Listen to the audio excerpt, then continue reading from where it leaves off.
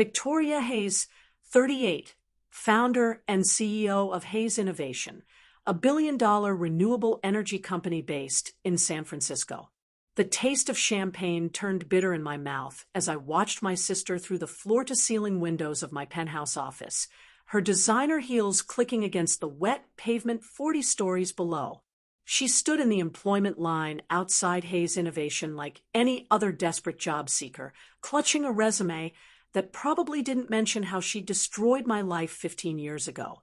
The irony was so sharp I could feel it cutting through my chest, but what made my hands shake wasn't satisfaction. It was the wedding ring still glinting on her finger, the same ring that should have been mine. Why was Claire here now, when I'd finally stopped dreaming about this moment? Before I go further, tell me in the comments where you're watching from, and if you're hooked already, a like and subscribe will keep these stories coming. I set down my crystal flute and pressed my palm against the cool glass, watching the rain streak down in patterns that reminded me of tears. San Francisco's November sky was the color of old bruises, and the wind carried the salt-sharp scent of the bay through the building's ventilation system. From this height, the people below looked like ants, but I could pick Claire out of any crowd. Same golden hair, same perfect posture, same way of holding herself like the world owed her something. My assistant's voice crackled through the intercom. "Miss Hayes, the board meeting starts in 10 minutes. Cancel it," I said, not taking my eyes off the street. "Ma'am, cancel the board meeting.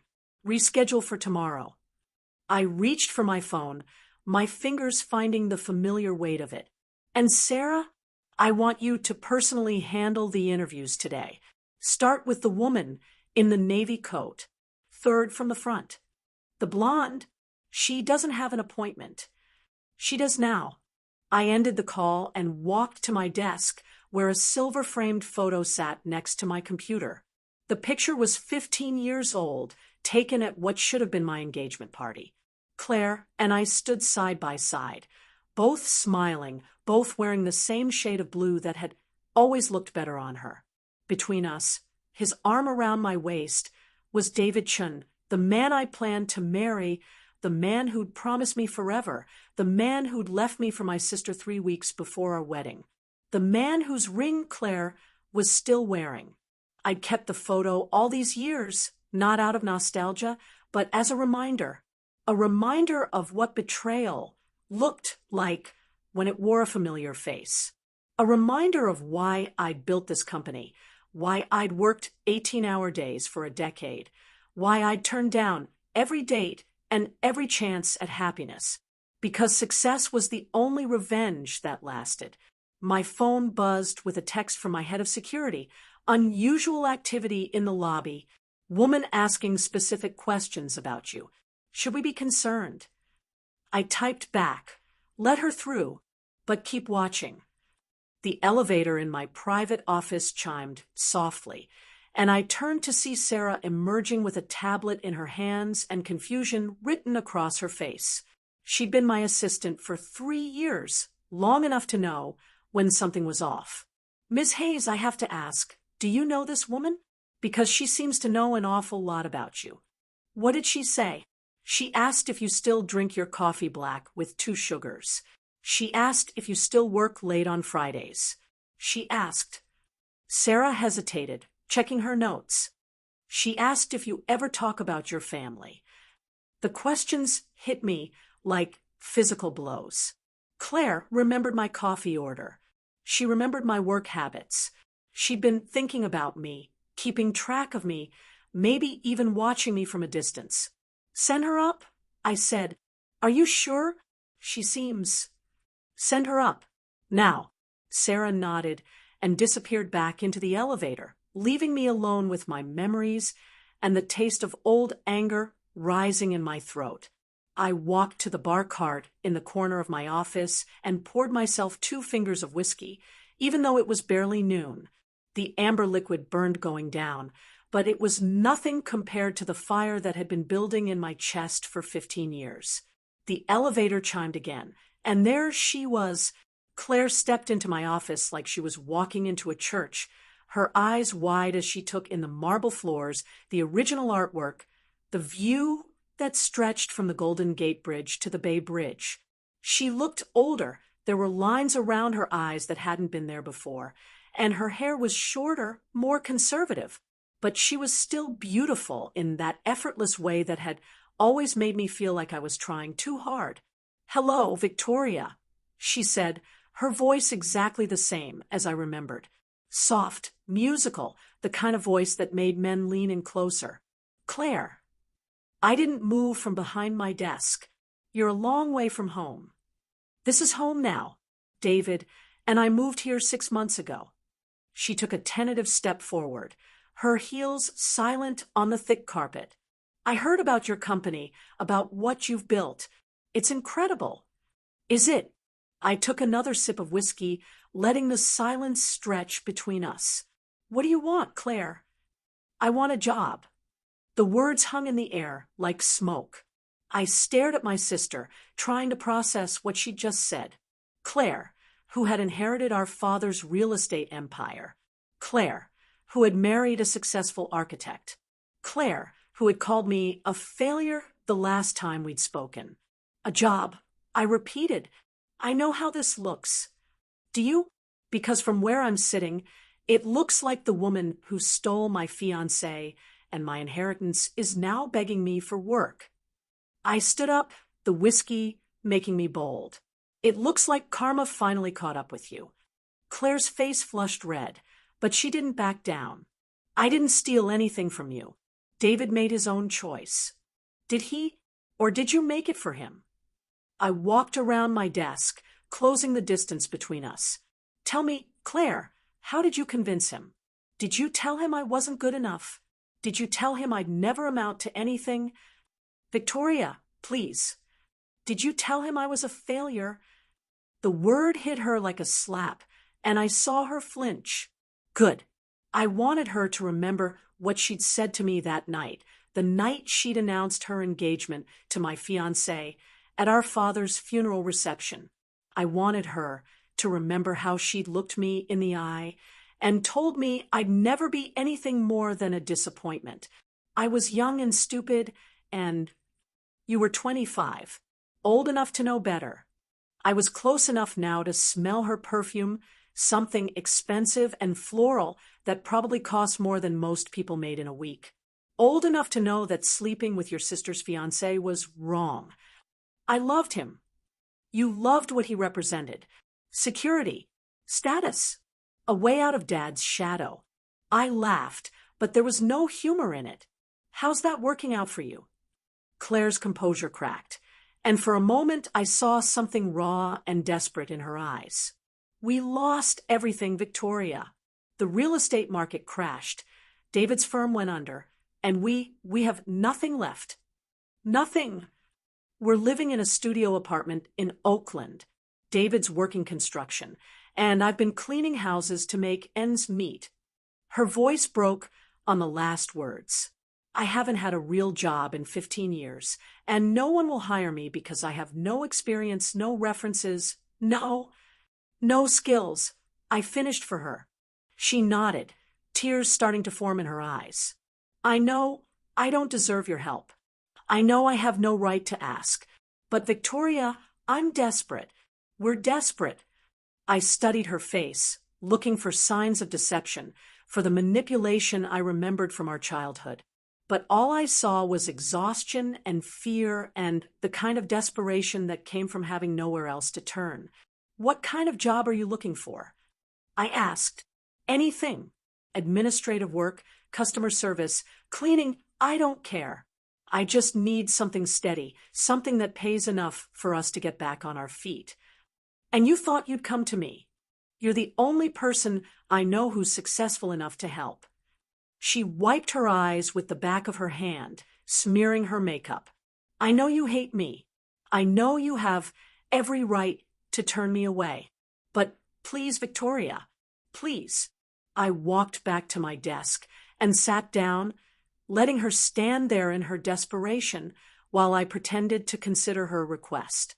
The truth was, I'd already made my decision the moment I'd seen her in the employment line. but I wanted her to sweat. I wanted her to feel what it was like to have her future in someone else's hands. I might have something, I said, finally. Hope flared in her eyes. Really? Entry-level position. Customer service. Minimum wage. No benefits for the first 90 days. I opened my laptop and pulled up a job description. You'd be answering phones, filing paperwork, basically doing whatever needs to be done. That sounds perfect. There's one condition. Anything. You report directly to me. Every day, every task, every mistake, it all goes through me. I leaned back in my chair, watching her face. Think you can handle that? Claire swallowed hard, but she nodded. Yes. Good. You start Monday, 8 a.m. sharp. I printed out the job description and handed it to her. Don't be late, Claire.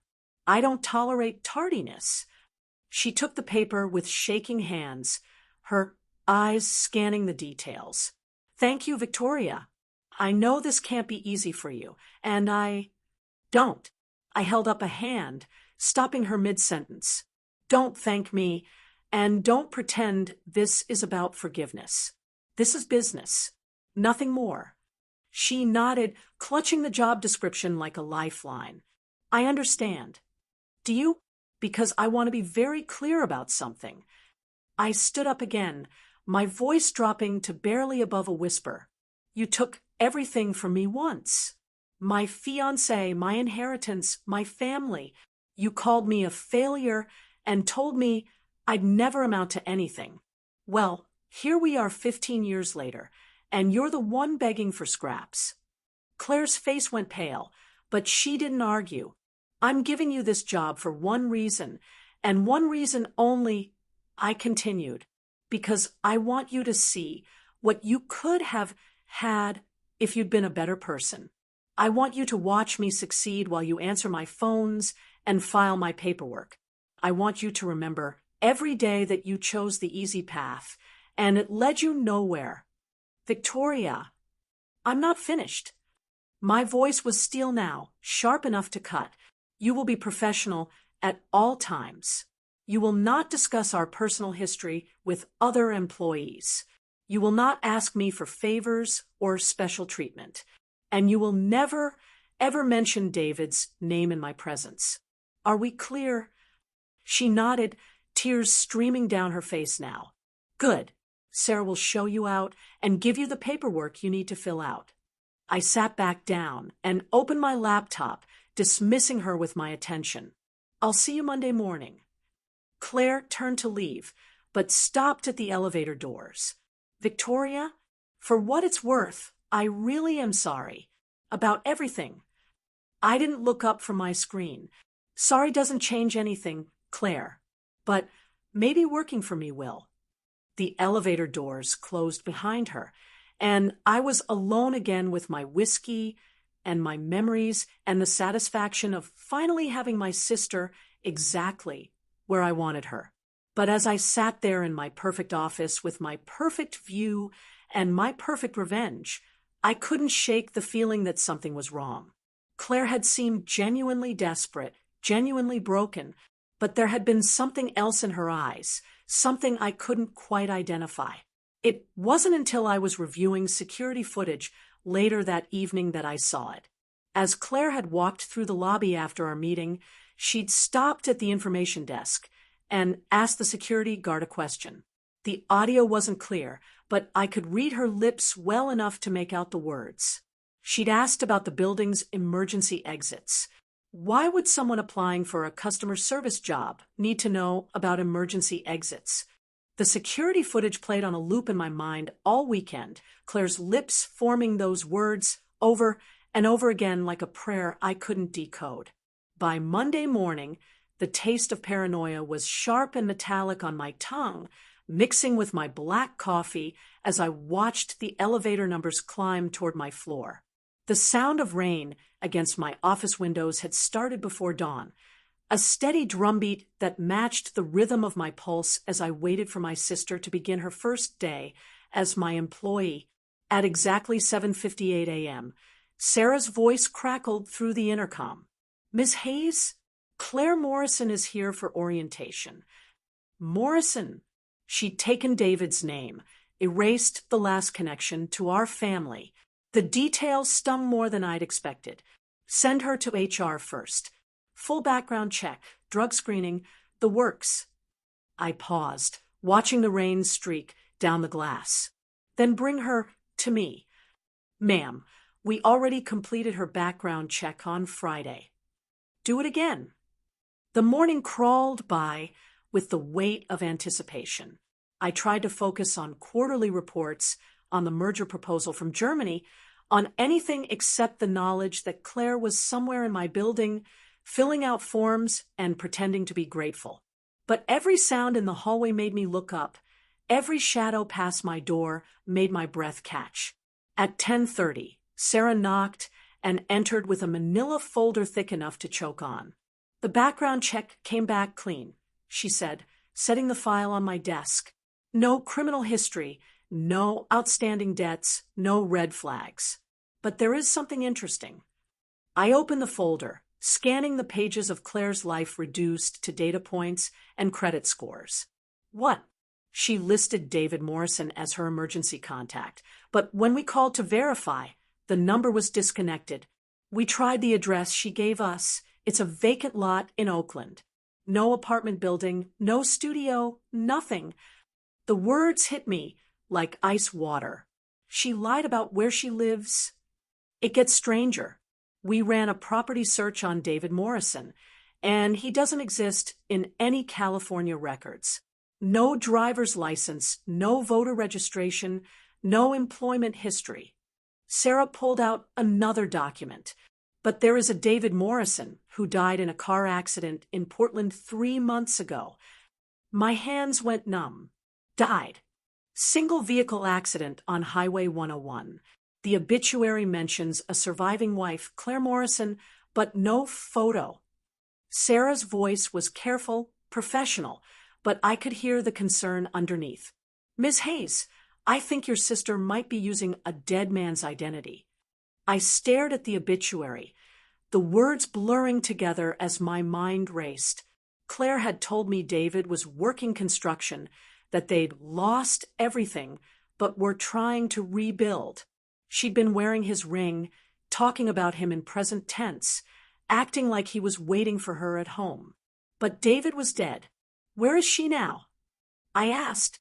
Conference room B, waiting for you to begin her orientation. I stood up, my legs unsteady. Cancel my morning meetings. And Sarah? I want security to monitor conference room B. Discreetly. The walk to conference room B felt like a death march, my heels clicking against the marble floor in a rhythm that sounded like a countdown. Through the glass walls, I could see Claire sitting at the polished table, her hands folded in her lap, staring out at the city with an expression I couldn't read. I opened the door and stepped inside, the scent of her perfume immediately filling the small space.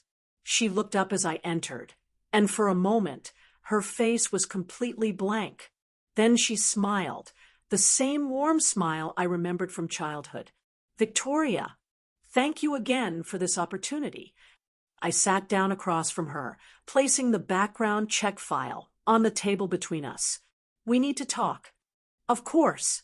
I'm ready to learn whatever you need me to. Where's David? The question hung in the air like a blade. Claire's smile faltered just for a second before snapping back into place. He's at work. Construction starts early, you know. Does it? I opened the file and pulled out the obituary, sliding it across the table. Because according to this, David Morrison died 3 months ago in Portland. Claire stared at the paper, her face going pale. For a long moment, the only sound was the rain against the windows and the distant hum of the building's ventilation system. That's not my David, she said finally. Isn't it? Same name, same age, survived by a wife named Claire. I leaned forward, studying her face. Want to explain why you're using a dead man's identity? I'm not. The address you gave us doesn't exist. The phone number is disconnected. David Morrison has no employment records, no driver's license, no presence in California at all. My voice was getting louder, but I couldn't stop myself. So I'll ask you again, where is David? Claire's composure cracked like ice under pressure. Her hands started shaking, and she pressed them flat against the table to hide it. He left me, she whispered. What? David left me. 2 years ago. He said he couldn't handle the pressure anymore, couldn't handle being married to someone who... She trailed off, looking out the window. Someone who what? Someone who destroyed her own family for him. The words came out broken, barely audible. He said he could never look at me without remembering what I'd done to you. He said I was poison, that everything I touched turned toxic. I stared at my sister, trying to process what she was telling me. So you've been lying about being married. I never stopped wearing the ring. I couldn't admit that I'd lost him too, that I'd given up everything for a man who walked away the moment things got difficult. She looked at me with eyes full of tears. I've been alone for 2 years, Victoria, completely alone. And the dead man's identity? I met someone in Portland, a woman whose husband had just died, and she was drowning in his debts. She offered to sell me his identity for $5,000, Social Security number, birth certificate, everything. I thought if I could start over, if I could pretend to have a stable marriage, maybe I could get my life back. The confession hit me like a physical blow. Claire hadn't just lost David. She'd been abandoned by him, left to face the consequences of her choices alone. And instead of coming to me for help, instead of admitting her mistakes, she'd chosen to live a lie. Why didn't you tell me the truth? Because I was ashamed. Because I knew you'd see it as justice, as proof that I got what I deserved. She wiped her eyes with the back of her hand. Because I couldn't bear to give you the satisfaction of knowing that you were right about everything. I sat back in my chair, my mind reeling. This wasn't the reunion I'd imagined, wasn't the revenge I'd planned.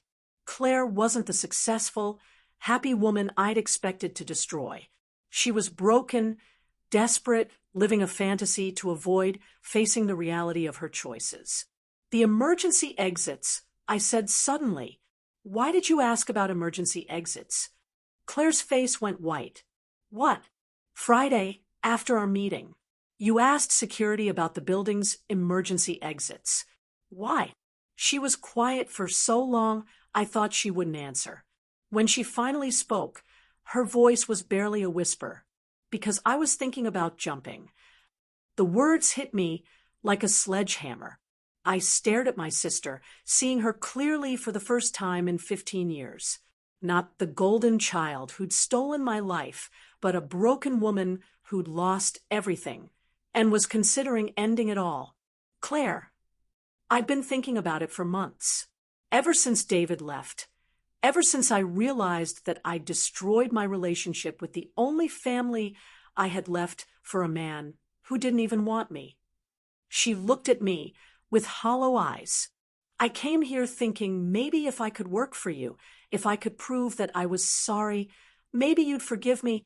But when I saw this building, saw how high it was, I thought maybe there was an easier way. You came here to kill yourself. I came here to see you one last time, to apologize, to try to make things right. She stood up, her movements shaky and uncertain. But I can see that's impossible. Some things can't be fixed, Victoria. Some mistakes are too big to forgive. She walked toward the door, and I felt panic rising in my chest. Where are you going? To clean out my desk, to disappear, to stop being a burden on everyone I've ever cared about. Claire, wait. But she was already gone, the door closing behind her with a soft click. I sat alone in the conference room, staring at the obituary of a man my sister had never met, trying to understand how we'd gotten here, how the golden child had become so broken, how my revenge had turned into something that felt dangerously like responsibility. I was reaching for my phone to call security when Sarah burst through the door, her face pale with panic. "Miss Hayes, we have a problem. Claire Morrison just accessed the roof." My blood turned to ice. The roof. She used her temporary keycard to override the stairwell locks. Security is on their way up, but I was already running, my heels clicking against the marble as I sprinted toward the emergency stairwell. 40 flights of stairs stretched above me, and somewhere at the top, my sister was standing on the edge of everything I'd built, ready to jump. The irony wasn't lost on me. I'd spent 15 years climbing to the top of the world, and now I was racing up 40 flights to save the woman who'd pushed me to climb in the first place. By the time I reached the roof, my lungs were burning, and my legs felt like rubber. The door was propped open, and I could hear the wind howling across the rooftop, carrying the scent of rain and exhaust from the street far below. Claire stood at the edge of the building, her back to me, her hair whipping in the wind. She'd taken off her heels and was standing barefoot on the concrete ledge, her arms spread wide like she was trying to fly. "Claire!" I called out, but my voice was lost in the wind. She turned at the sound, and I saw her face clearly for the first time. Not the composed mask she'd been wearing, but raw grief and desperation, and a kind of peace that terrified me. "Don't come any closer," she said, her voice carrying across the rooftop. "Please, Victoria, just let me go. Get down from there. We can talk about this." "There's nothing to talk about. I destroyed everything good in my life, and I can't live with that anymore." She looked out over the city, her voice growing stronger. "Do you know what the worst part is? It's not losing David or losing Dad's money or even losing you. It's knowing that I became exactly what you always said I was: selfish, shallow, worthless. I never said you were worthless. You didn't have to. I could see it in your eyes every time you looked at me." She turned back to face me, tears streaming down her cheeks. "I was always the pretty one, the popular one, the one everyone loved. But you were the smart one, the strong one, the one who actually mattered. And I hated you for it." The confession hung between us like a bridge I wasn't sure I could cross. "Claire." I took David because I wanted to prove I could. I wanted to prove that even the man who loved you most would choose me if given the chance. Her voice broke. "But he didn't choose me, Victoria. He chose the idea of me. And when that idea crumbled, he left. So you'll leave too? You'll jump off my building and make me responsible for your death. You're not responsible for anything. This is my choice. Like hell it is." I took a step closer, ignoring her warning. "You want to know what I think? I think you're still the same selfish person you always were. I think you're standing on that ledge because you want me to save you, because you want me to prove that I still care." Claire's face crumpled. "That's not. Isn't it? You could have jumped from any building in the city, but you chose mine. You could have ended this quietly, privately, but instead you made sure I'd be the one to find you. I took another step. You're not trying to kill yourself, Claire. You're trying to manipulate me one last time. Stop. You want me to feel guilty, to blame myself, to spend the rest of my life wondering if I could have saved you." I was close enough now to see the fear in her eyes. "Well, congratulations. It's working. Victoria, please, get down from there. Now." "I can't." "Why not?" "Because if I get down, I have to keep living. I have to keep facing what I've done, keep trying to fix things that can't be fixed." She looked at me with desperate eyes. "I don't know how to do that." "Neither did I, but I figured it out. You're strong. I'm not. You're wrong." I held out my hand, palm up, an offering. "You survived losing everything. You survived David leaving. You survived 2 years of being completely alone. That's not weakness, Claire. That's strength. She stared at my outstretched hand like it was a lifeline she wasn't sure she deserved. I don't know how to be your sister anymore, she whispered. Neither do I. But maybe we can figure it out together. For a moment, the only sound was the wind and the distant traffic 40 stories below. Then, slowly, Claire reached out and took my hand. I pulled her down from the ledge, and we both collapsed onto the concrete rooftop, holding each other for the first time in 15 years. She felt smaller than I remembered, more fragile, like she might break if I held her too tight. I'm sorry, she sobbed against my shoulder. Victoria, I'm so sorry for everything. I know, I said, and for the first time in 15 years, I meant it. We sat there on the roof of my building, two sisters who'd lost each other and somehow found their way back, while the rain began to fall around us like tears from a sky that had finally decided to cry. But as I held Claire and felt her breathing steady against my chest, I couldn't shake the feeling that this wasn't over, that there were still secrets between us, still truths that hadn't been told. And when I looked up, I saw him, standing in the doorway to the roof, watching us with an expression I couldn't read, was David Chun, the man who was supposed to be dead, the man who had supposedly left my sister 2 years ago, the man who was very much alive and had been watching our entire conversation from the shadows. The rain turned to ice against my skin as I stared at David Chun, 15 years of carefully constructed reality crumbling around me like a house of cards in a hurricane. He looked older, grayer at the temples, wearing an expensive suit that didn't match the construction worker story Claire had told me. The smell of his cologne, the same one he'd worn when we were engaged, mixed with the ozone-sharp scent of the storm, and I could taste copper in my mouth where I bit my tongue to keep from screaming. Claire went rigid in my arms, her breathing stopping completely as she followed my gaze to the man standing in the doorway. "Hello, Victoria," David said, his voice exactly the same as I remembered. Warm, confident, the voice that had once promised me forever. "You look good. Success suits you." I helped Claire to her feet, my hands shaking with rage and confusion. "You're supposed to be dead." "Am I?" He stepped onto the rooftop, closing the door behind him with a soft click. "Or am I supposed to be working construction in Oakland?"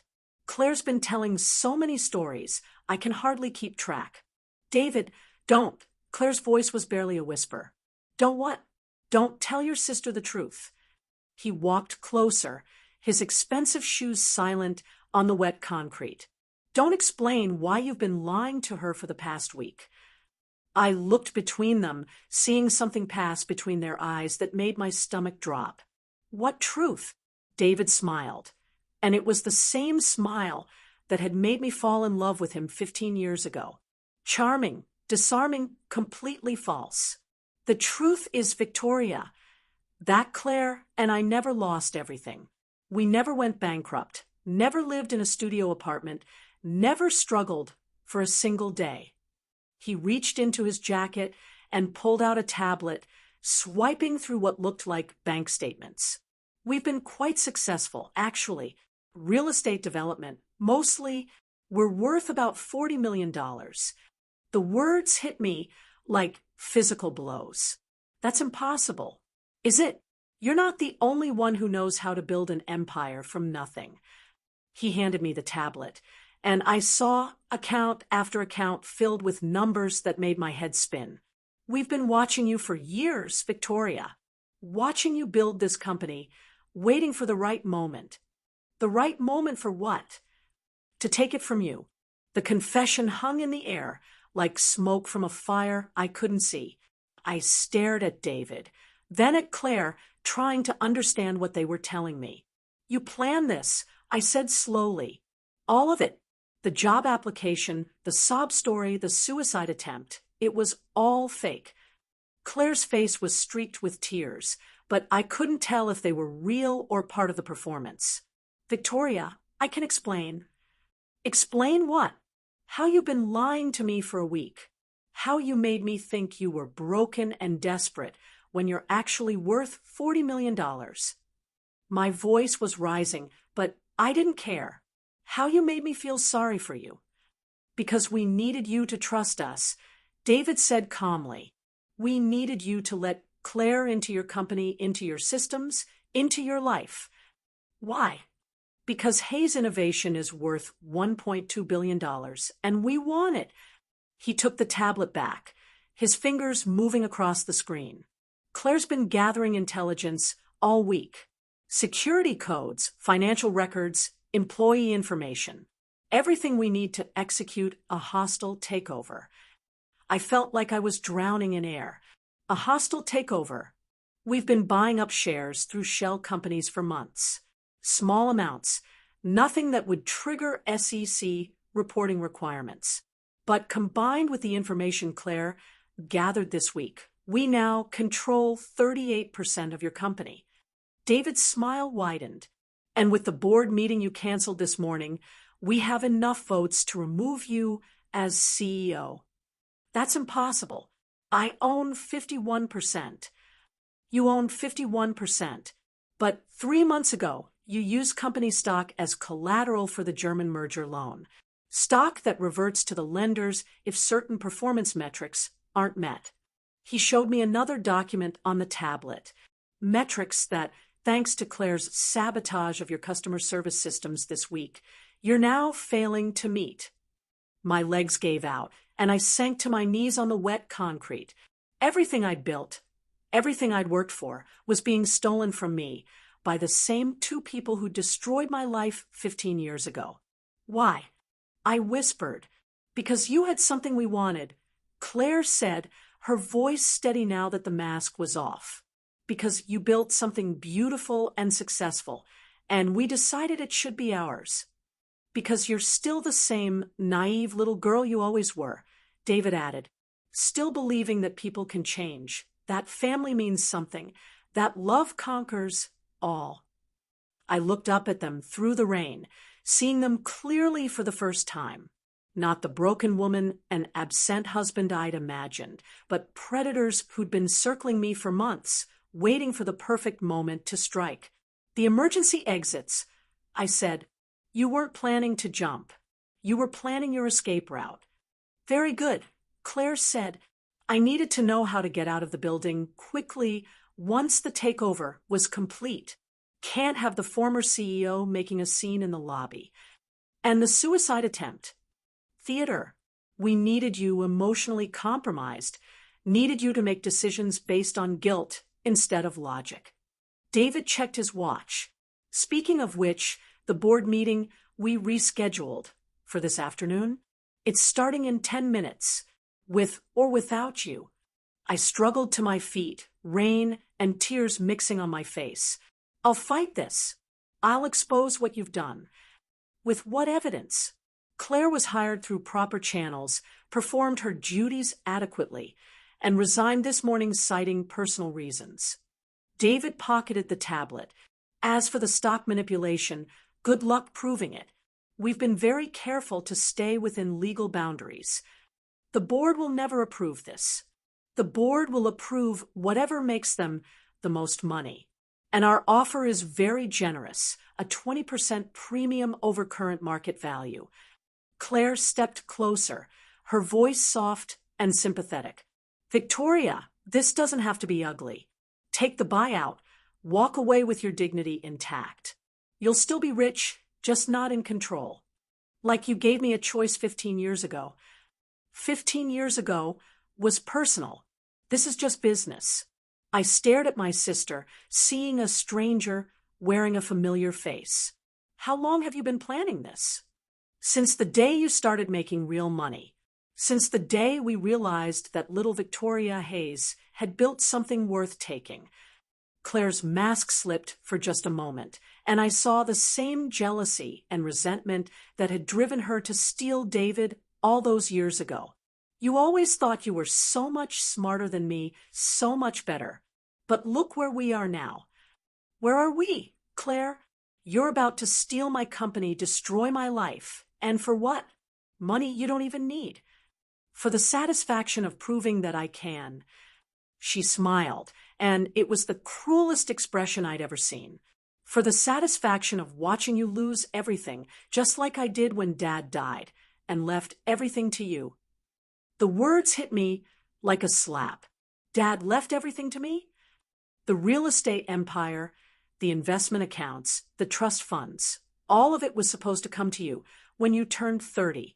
I got a token inheritance, enough to keep me comfortable, but not enough to matter.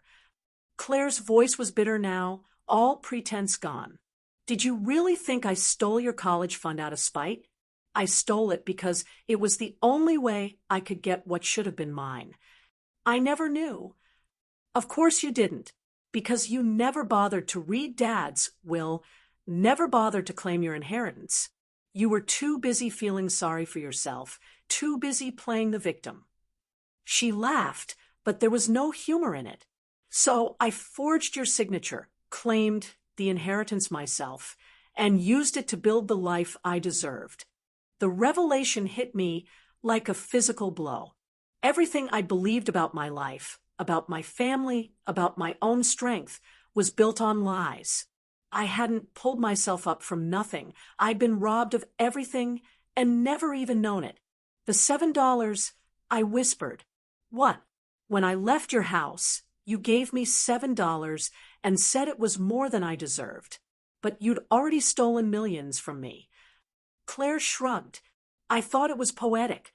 I felt something break inside my chest, something that had been holding me together for 15 years. The anger, the drive, the need to prove myself, it had all been built on a foundation of lies. I wasn't a self-made success story. I was a victim who'd been too naive to realize she'd been robbed. Victoria.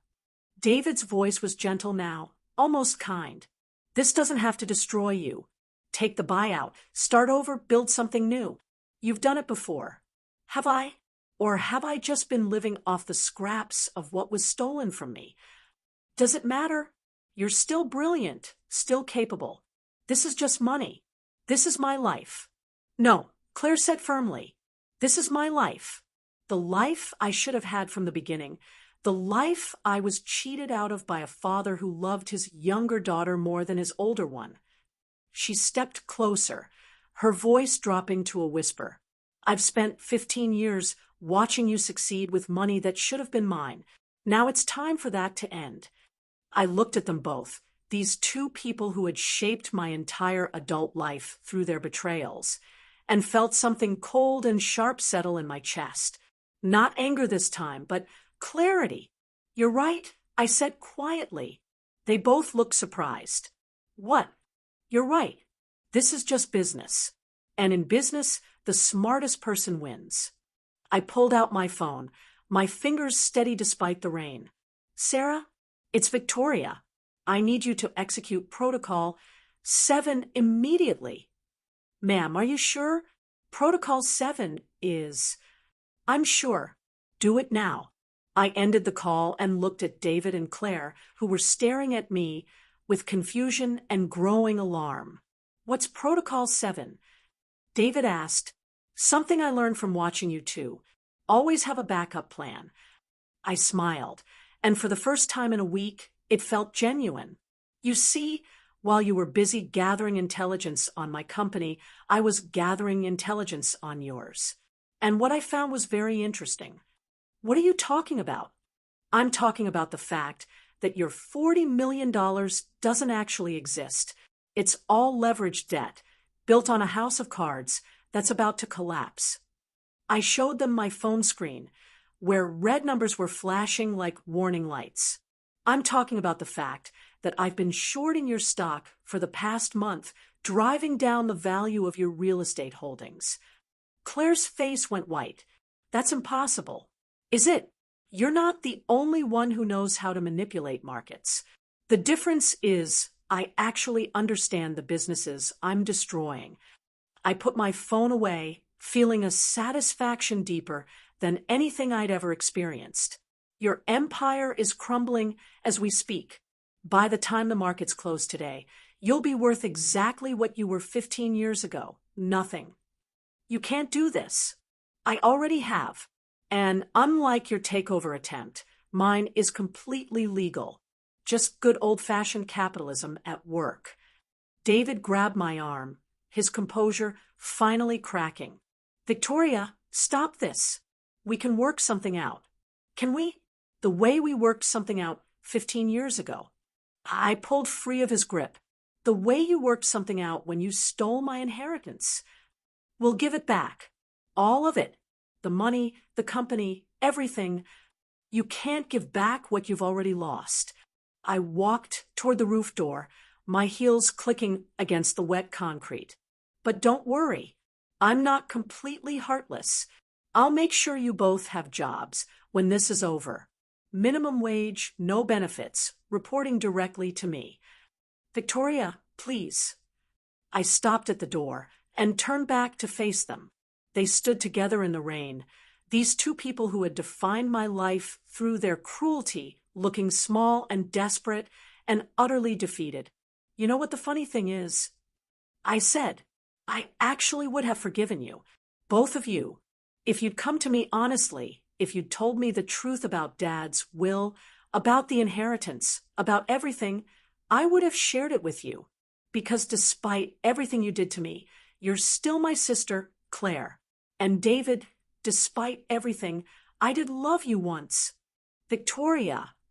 But you chose to lie. You chose to manipulate and steal and destroy, just like you did 15 years ago. So now you get to live with the consequences. I opened the door and stepped inside, leaving them alone on the roof of the building I'd built with money that should have been mine all along. As the elevator carried me down to my office, I could hear the sound of sirens in the distance, probably the SEC coming to investigate the sudden collapse of Morrison Development. 6 months later, I stood in the same courthouse where Claire and David were sentenced to 5 years in federal prison for securities fraud, identity theft, and conspiracy. The judge had been particularly harsh, noting that their crimes had been motivated not by desperation but by greed and a desire to hurt someone who had trusted them. I didn't feel victorious. I felt empty, like I'd won a war that nobody should have had to fight. The inheritance money, my inheritance money, had been recovered and returned to me, along with damages that brought the total to over $60 million. I'd used it to expand Hayes Innovation, to create jobs, to build something that would last. But I'd also used it for something else, something that would have surprised the woman I'd been 6 months ago.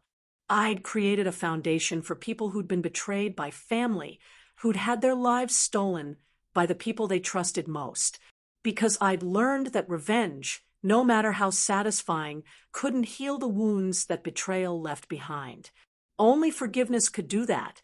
Not forgiveness for the people who'd hurt me, they didn't deserve that. But forgiveness for myself, for being naive enough to trust them, for taking 15 years to realize that I'd been living someone else's story.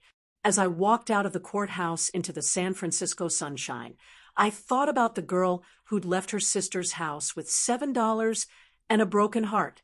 She'd built an empire from nothing, not knowing that she'd actually built it from everything. But maybe that was the point. Maybe the money didn't matter. Maybe what mattered was the strength to keep building, even when everything you thought you knew turned out to be a lie. The rain had stopped, and the sun was shining. It was enough.